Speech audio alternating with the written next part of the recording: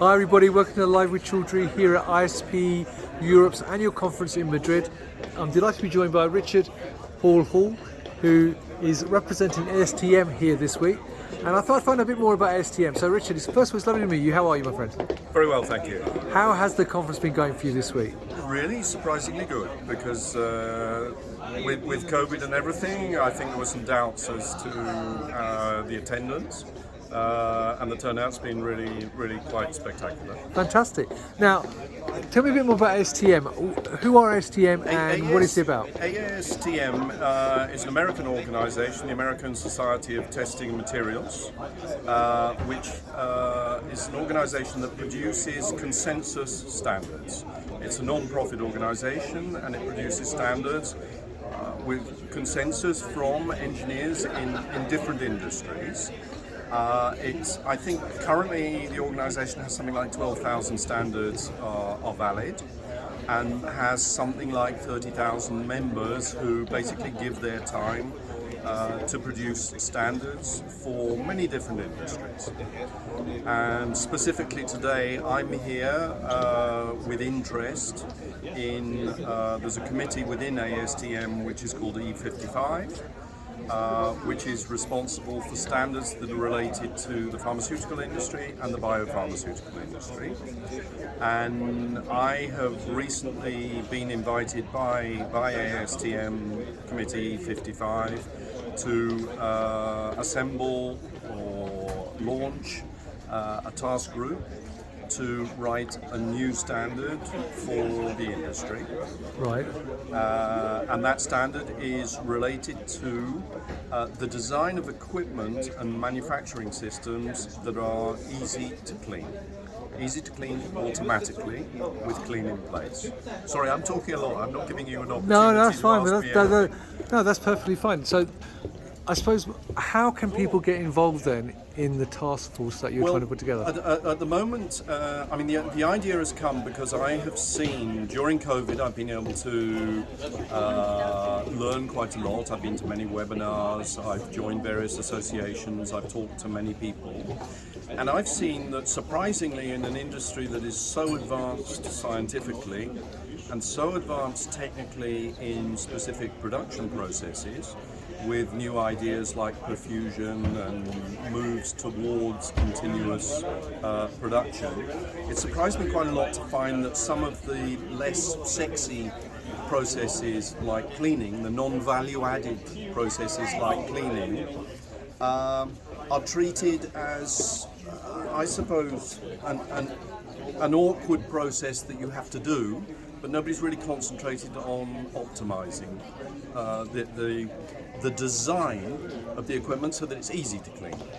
And that's resulted in the ridiculous situation that equipment arrives in a manufacturing plant and the people who have to develop a cleaning recipe, a CIP recipe, right, and then validate that recipe are really in the situation where the equipment, it's the first time they've seen it. They haven't been involved in the original URS.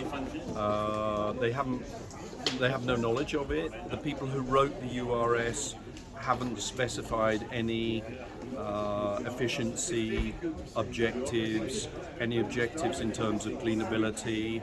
In many cases haven't defined what the residues are that need to be cleaned. Right. Can I just stop you there for a second? What is a URS?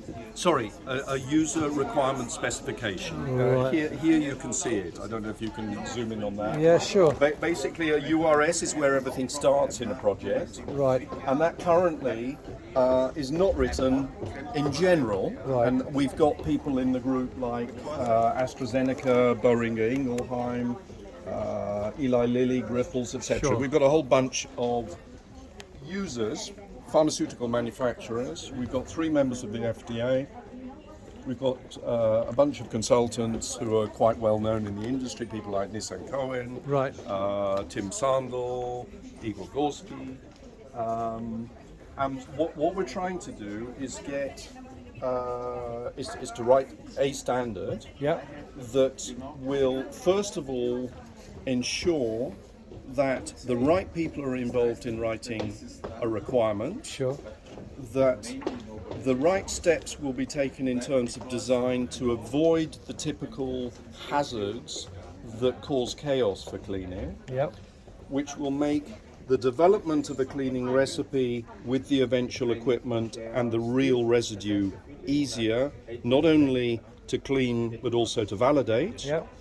And then that will make for a more rapid, using much less water, energy and time, cleaning process that is easy to verify on a continuous basis. Brilliant. Now, if people want to know more about ASTM and how they can get involved, where can they get more information? Well, basically ASTM, you just go to astm.org.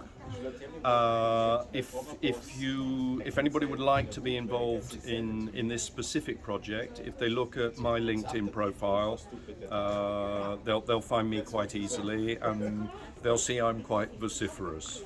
Fantastic. Well, look, I appreciate taking the time to talk to me today and let me know more about that. Yes, if you'd like to know more, then as Richard said, you can check out the ASTM website. The link will be above the video.